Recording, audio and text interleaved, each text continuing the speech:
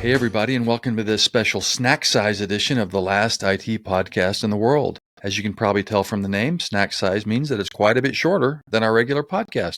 We're going to do both formats from time to time, drop a snack size in once in a while, do the regular format, keep that going, just to give you a mix of formats to listen to. Hope you enjoy them. Hey, today's topic is about non-transparent pricing or opaque pricing. I don't think any of us like that when we don't really know what something's going to cost or we get a surprise. Classic is you find a $79 airline ticket round trip. Sounds great, but by the time you check out and you've added a seat each way, maybe a checked bag, some priority getting on and off, it's $400. Nobody likes that. Well, it can be even worse than that in the area of enterprise software. Sometimes these hidden prices don't even appear till you own the software, and you find out that you owe the vendor money for strange reasons, and they can add up to tens or multi-tens of thousands of dollars per year. Terrible. Anyway, we talk about that in today's snack size edition of the last IT podcast in the world. Hope you enjoy it.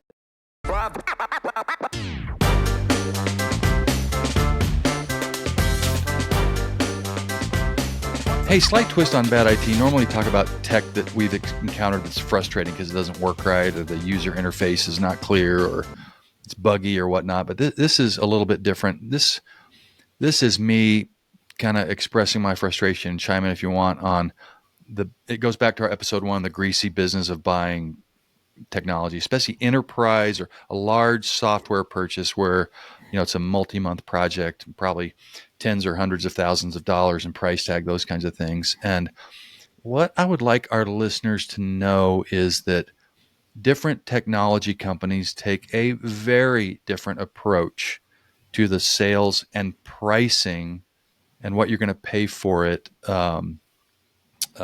process.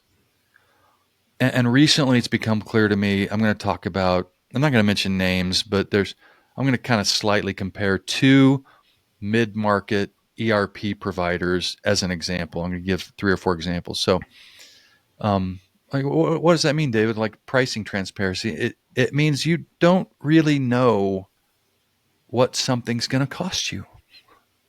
Like maybe till the last minute. Have you bought, like the last time you bought a car off a car lot, were you like, do you like sort of the haggling and like I'm going to squeeze every last nickel out of the dealer I can? I don't like haggling. The last time I bought a car, it was in a really bad market, so there was zero leverage on my end. So it was like, do you want this, or does the person behind you that's going to take it, test drive it, gets it? So yeah, but yeah, I do like transparent pricing. That was one of the frustrations of that process, is that there's margin there that is unspoken. the sales rep's your buddy, but he's got to talk to his manager, and gosh, I don't know. Got to make you wait in a room for a while. Yeah, and then I hate the psychological games of pricing. I think most people just enjoy, like, what does this thing cost? It costs X. Do you want it? Yes or no? Right. That's I think what we most prefer. And some software vendors, especially now in the cloud / more subscription driven model, are like that. You can go to a lot of cloud-based SaaS software as a service applications, and they'll show the pricing right on their website. Yep. Price per user, price per month, price. Yeah. Enterprise has more features. Premium has a little bit less. Free, basic, whatever. It's great. We love that. But there are some large software providers out there that are still playing the old time game. So tactic number one is they will give you a greatly inflated price that just seems ridiculous, and then reassure you that that's not the real price, and you can negotiate it. Like, okay, then part 2 is like, hey, when can we know what the real price is? And they'll say, well, have you picked us as your final? Like, well, it depends. Yeah, well, one of our factors in deciding is price. Well, when you've picked us as your final, answer, then we can begin the process of negotiating and seeing, what we can get for you. I'm like who operates that way? That is a great question. Apparently, some can, but yeah, like if you're a software company that's essentially owned by the 5th wealthiest person on the planet, apparently that's how you operate. I'm not naming names, but that's typically how you do it. So that's thing 1 is the negotiation, and a lot of Meanwhile, I know another ERP provider that publishes their prices on their website per user per month. And is there some negotiation you can do on that with some partners that resell that? Probably, but it's going to be minor. Mm-hmm. It's going to be, those kinds of things. So that's thing one. So transparency and pricing at the beginning. Now here's the follow up. So then you say, fine, we're going to buy your software. The first solution provider I'm thinking about will greatly, give you a pretty healthy discount, and you will sign up for 3 years probably, or 5, but don't do 5. Don't do 5. At maximum, do 3. Derek, here's a question. How easy do you think is, once you've selected that ERP and you've implemented and you're running on it, how easy is it to change your mind and move away from it? It's an enormous lift to change your mind. And I'm wondering, thinking out loud, if ERP vendors know that. Right. Yeah.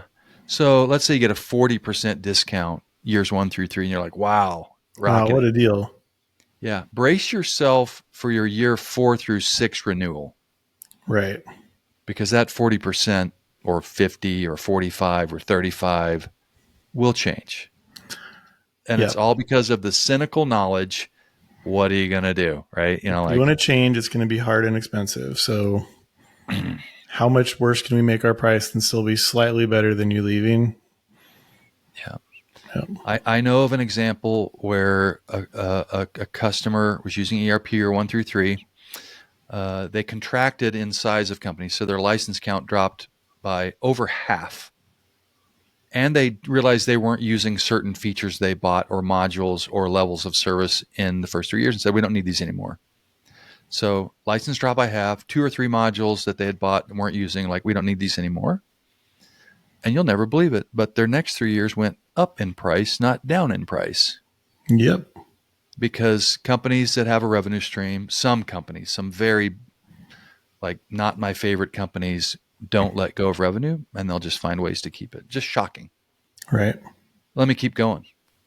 So also some large enterprise systems are keeping this little mysterious calculator going of how many lines of transactional data you're generating in your business. And they've got a service tier that breaks, like, basic tier, premium tier, enterprise tier, and you move from tier to tier based on what that counter does.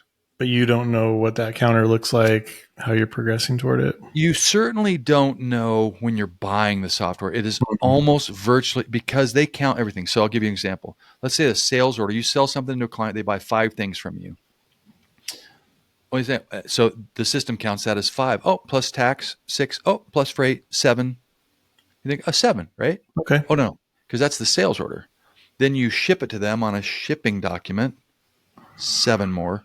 Then you bill them on an invoice, 7 more. Then you post it to your GL, 6 or 5 or 7 or whatever the number is more. So, and then there's all other kinds of things happening in the background that I can't even explain. But trust me, it is a mystery number. And when you cross that threshold, they call you. I've been on the receiving end of this phone call. Hey, you guys have crossed a threshold, and so we need to talk about upgrading you to our next tier, and that is going to be plus $75,000 per year. And if not, what do you do? You don't have very many choices. And so I really hate sort of these little secret counters that are going to automatically move you up a revenue stream cycle up to another tier. And you don't really get anything else out of it. You just get to keep doing business. Right. And it can be very expensive. Hate it. Vendors that do that. I tend to warn my clients. Like, I know this, like, hey, if you look at the system and the software is good, but like, here's what and so they get cautions from me on that. Third example, third and final.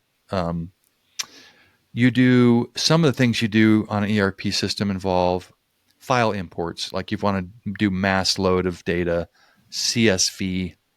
Does anyone know what does comma CSV stand for? Do you know? Comma separated values. Thank you. I knew the comma and the S. comma something. So, it's a version of Excel, and you need to upload 1,000 records or 10,000, or you do some month-end stuff, or you're uploading your standard cost values, or who knows what. But all ERPs have this. It's normal. It's standard.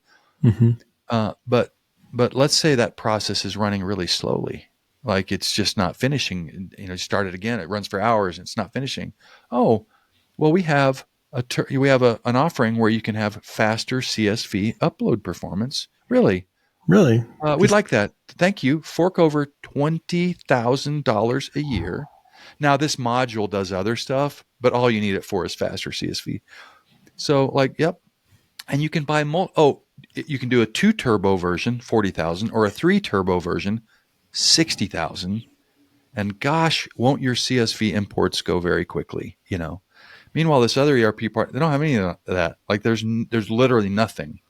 Other than maybe database size, which is very, very cheap. If you had a very large database, they yeah. would charge you a little bit more.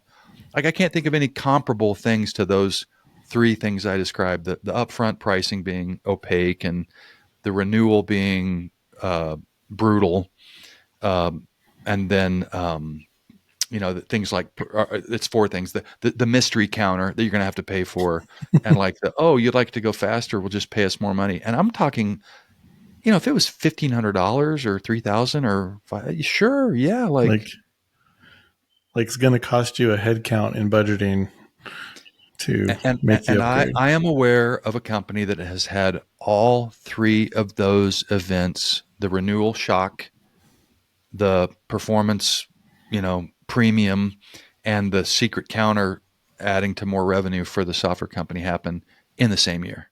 Oof. Yeah. And it makes it really expensive. So hashtag bad IT companies pricing, and it's just, you just tell those stories, and you feel like you need to take a shower after I tell all that stuff, because it's so greasy and greedy. It is, yeah. I mean, you can see why they do it. They've got tentacles into a company, and it's hard to leave. They can extract quite a bit, but man, it's frustrating. And when, like you said, when there are alternatives out there that have transparent pricing, here's my number of users, here's my, whatever metric they're gonna price by, here's my pricing tiers. It's at least predictable, and Yeah. um, And yeah, I think human beings value predictability over just cost, period. mm-hmm. Like, if you know what your utility bill was going to be for the next 5 years, you might take that even if it was maybe marginally higher than if you let it be variable, right? Right, Because you can plan. yeah. So some pretty bad IT practices out there. I'm guiding. Give me a call, like podcast@alt-cio.com, or ping me on LinkedIn if you're looking at systems, because these are some things you don't know until you've been in the industry for a while and seen all the shenanigans. And I think your point about it's really hard to change some of those products. If like an ERP is the example you used, it's you can't, if you get it wrong, it's really hard to fix it. Yeah. And just know that you're making a big commitment, and you're committing to a relationship Mm-hmm. with your provider. And that's often the most frustrating part. It shouldn't be, but depending on the provider and the technology company behind it, you can end up with okay software and a terrible business relationship, which isn't good. Right. Yeah. Awesome.